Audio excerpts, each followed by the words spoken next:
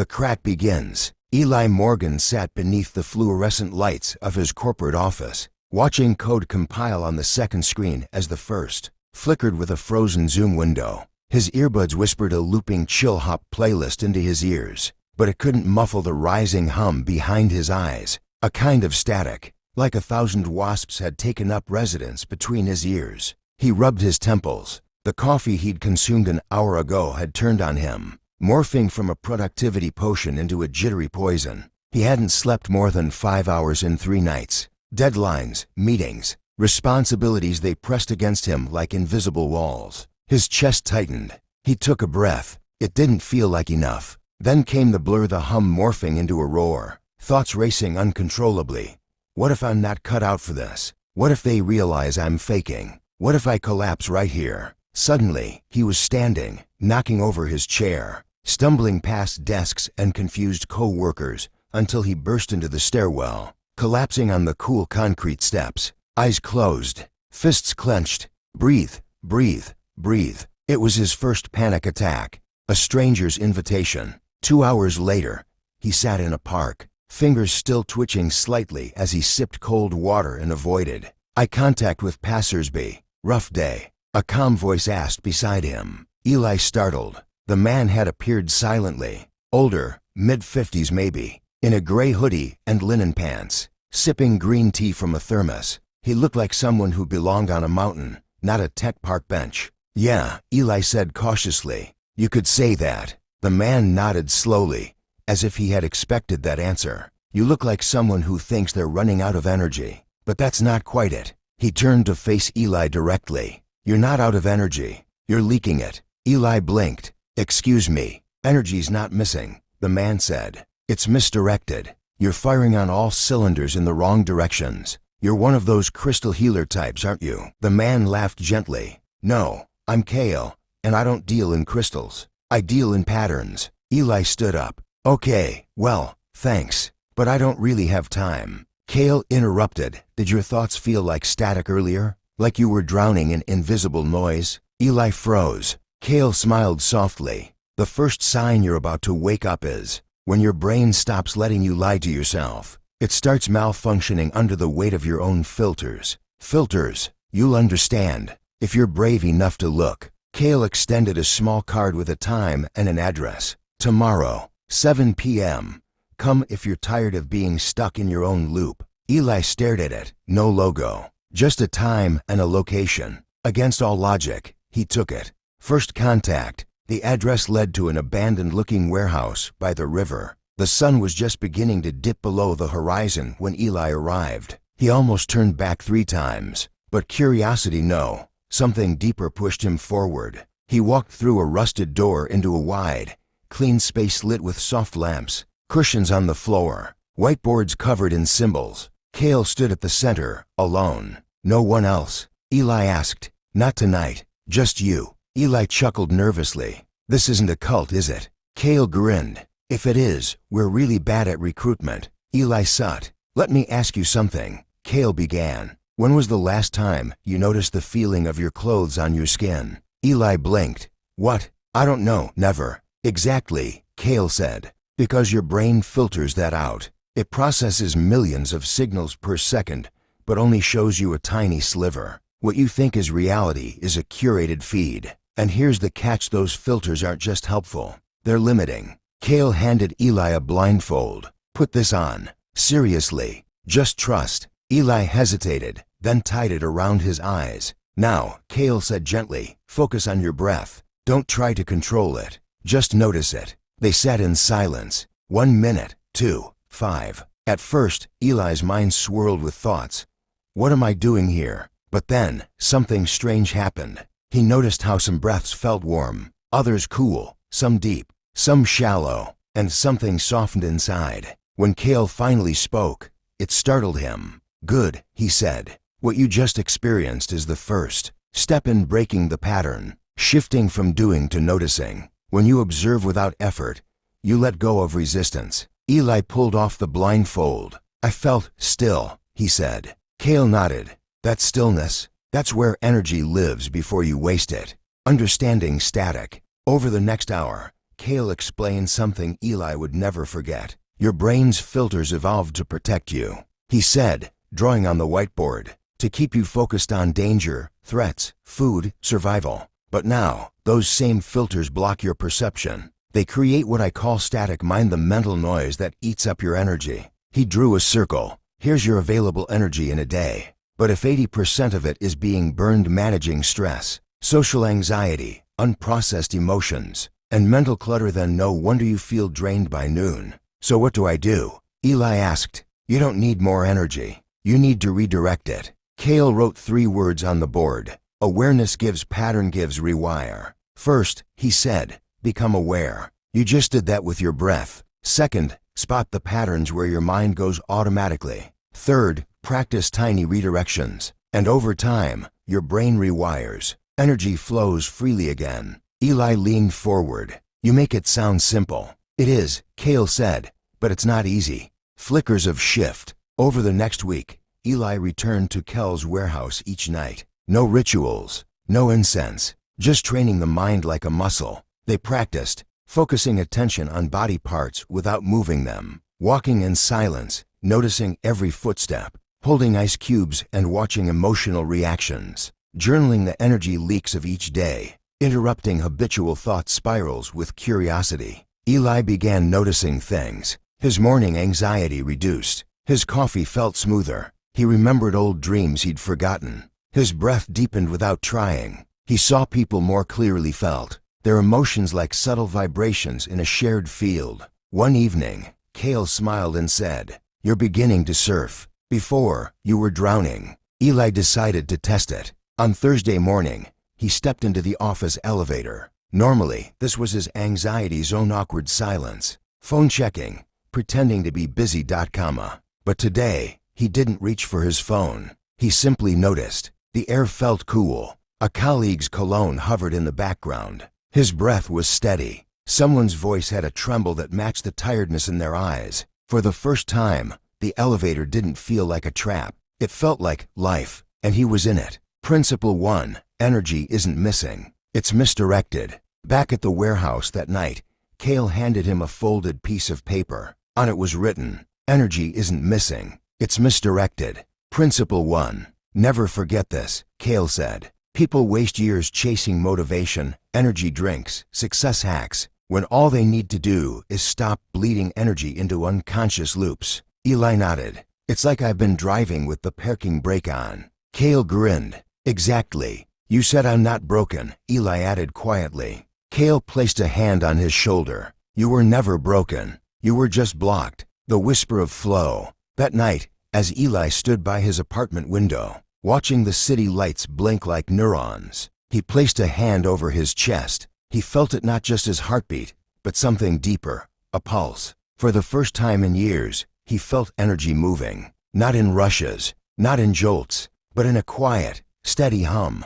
like the first notes of a forgotten song. He smiled. The static was fading. The story had just begun. Patterns that see you first. Eli's alarm buzzed at 6 a.m., but something was different this time. Instead of immediately grabbing his phone, doom-scrolling emails and notifications, he just stared at the ceiling. It looked clearer, not physically, but mentally. He felt like he was actually seeing it for the first time. That day, he noticed how often his brain jumped ahead of reality. When a colleague raised an eyebrow, his brain assumed annoyance. When a car cut him off, his mind filled in an entire personality for the driver: rude, impatient, selfish. Kel's voice echoed in his head. You don't see the world as it is. You see it as you are trained to interpret it. He pulled out the energy journal during lunch and wrote, Noticed 3 moments today when I filled in someone's thoughts. Didn't check my phone until 9:30. Noticed more birdsong during breakfast.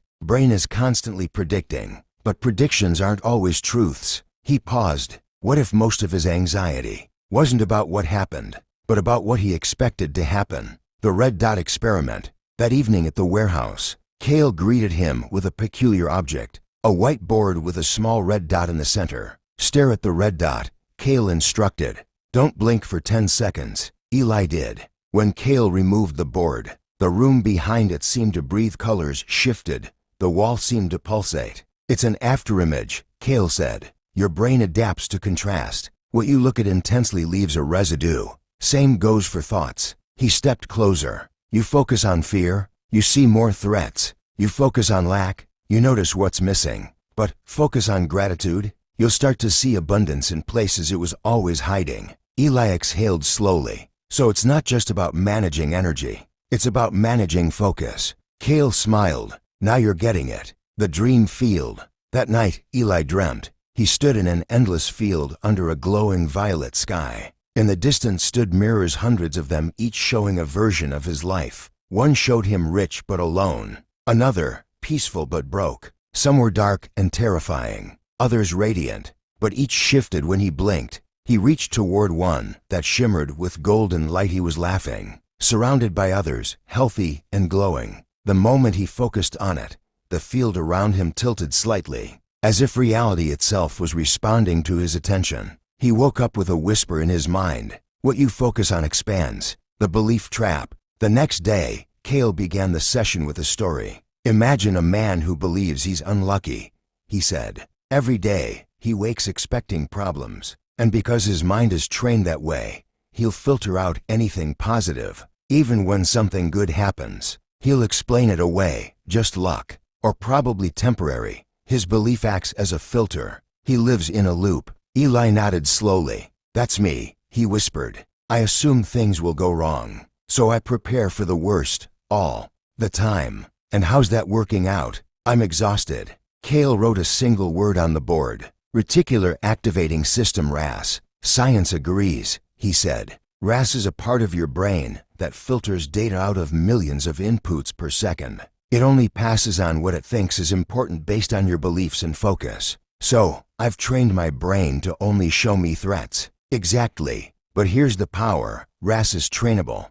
Training the RAS. Cale gave Eli a new assignment. For 7 days, every morning, write down 3 things you're grateful for, 3 things you want to feel, and 3 things you're choosing to focus on today. Eli raised an eyebrow. Gratitude journaling? Cale smiled. It's not fluff. It's neuroprogramming. When you deliberately notice good, the brain tags it as important. Over time, it shows you more of it. Eli gave it a shot. Day 1. Grateful for hot shower, a co-worker's smile, the taste of mint tea. Want to feel calm, curious, strong. Focus, breathe before reacting, listen more, observe thoughts. It felt simple, but by noon, he caught himself noticing things he would have ignored before. The way sunlight hit the conference table, a colleague humming, his own breath between words, Lisa and the belief loop. On day 3 of journaling, Eli saw a message from Lisa's ex. They hadn't spoken in months.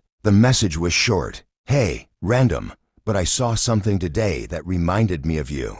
Hope you're well. Old Eli would have panicked, assumed judgment, started spinning stories. But new Eli paused. He noticed the urge to spiral. Instead, he just observed the emotion. Loneliness, nostalgia, regret, okay.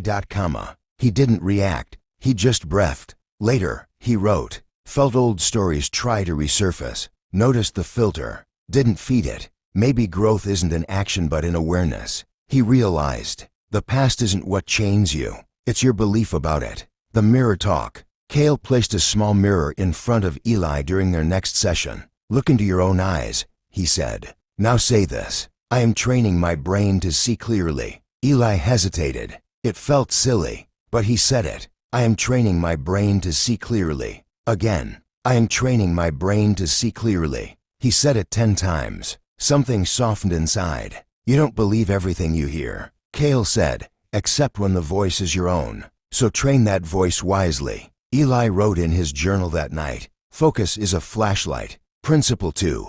What you focus on expands. That Friday, Cale handed him another folded slip of paper. Eli unfolded it and read. What you focus on expands. Principle 2. Your brain is a sculptor, Cale said. It shapes reality through repetition. You want change. Don't wait for your external world to shift. Start with attention. Eli nodded, repeating softly, start with attention. Cale clapped him on the shoulder. Soon, you'll stop reacting to life and start creating it. The scar and the seed. During a guided reflection, Cale asked Eli to recall the first moment he ever felt not enough. Instantly, an image surfaced. A classroom. Age 8. Teacher laughing at his spelling mistake. Classmates snickering. His chest tightening. Eli had buried that moment for decades, but it had silently written a belief. I must be perfect to be accepted.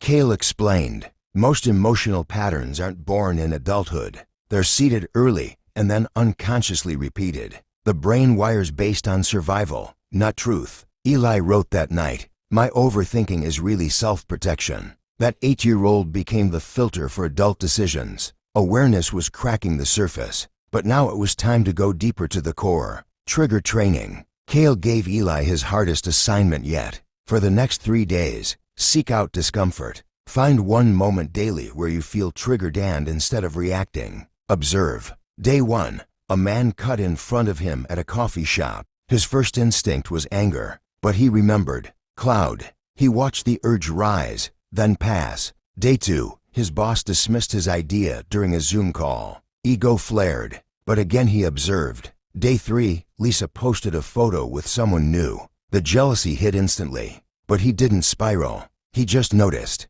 Each time, he didn't feed the emotion. He sat with it, and each time, the emotion felt less powerful, not because it disappeared, but because he wasn't fighting it anymore. Emotion is energy. On the 4th day, Cale pulled out a whiteboard and drew a wave. This is emotion, he said. Energy in motion, emotion. It rises, peaks, falls, but only when you don't trap it. Eli leaned in. Most people don't feel the emotion. They think about the emotion. That's the trap. They get stuck in loops. Cale handed him a mantra. Feel it fully. Feed it nothing. Let it pass. That night, Eli sat quietly when loneliness visited. He didn't open his phone. He didn't text anyone. He just sat, felt, and to his surprise, it passed. Peace returned. A little stronger. The mirror of others. Cale introduced a final concept for the week. Everyone who triggers you is a mirror. They show you where your peace still depends on control. Eli wrote examples. Boss's sarcasm gives his craving for validation. Lisa's silence gives his fear of abandonment. Rude stranger gives his belief that respect is owed. Suddenly, every conflict became a classroom. Not punishment, not karma, reflection. He was no longer a victim of other people's energy. Principle 3. Awareness changes what it observes. On Sunday, Cale handed Eli another folded slip. Awareness changes what it observes. Principle 3. It's not magic, Cale said. It's neuroplasticity. When you observe without judgment, you allow the brain to rewire in real time. That's how trauma heals. That's how identity transforms. Eli read it again. This wasn't about fixing himself. It was about facing himself fully. The observer awakens. Eli walked home that night under a quiet sky. He felt still, not numb, not ecstatic, just deeply aware. He noticed his breath, the rhythm of his steps, the pull of gravity. His thoughts came, but they weren't him. His emotions stirred, but they passed. He wasn't drowning in his mind anymore. He was above it, watching, choosing, observing. He wasn't the energy. He was the field it passed through, and in that, he found power, the perfect plan. After weeks of deep work, Eli felt lighter but restless. He had plans for his life, his career, his relationships all laid out like a map, and yet, something inside whispered, what if control is an illusion? He tried to ignore it, but the urge grew louder. Cale's paradox. At their next meeting, Cale greeted him with a smirk. Tell me, Eli, what's your biggest goal right now? To finally feel free, Eli said. Cale laughed softly. That's the paradox. Most people chase freedom by trying to control more. Eli frowned. Control of what? Everything, Cale said. Your emotions, your time, your outcomes.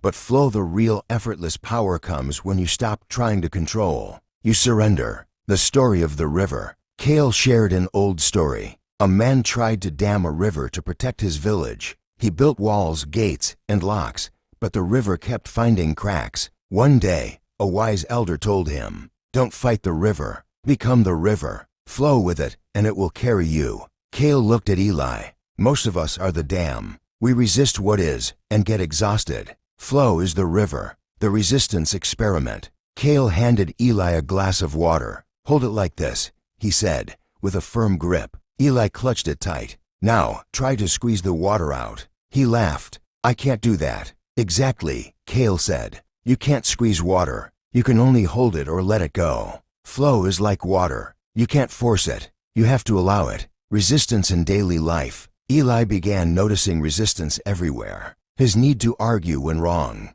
His insistence on perfection. His fear of uncertainty. He journaled. When I resist, I tighten. When I tighten, I block flow. But surrender felt scary. The art of letting go. Cale introduced a meditation practice. Focus on a feeling or thought you resist. Instead of pushing it away, invite it in. Welcome it with curiosity. Eli tried. At first, his mind rebelled. But slowly, he felt a softening. Maybe I don't have to fix this right now.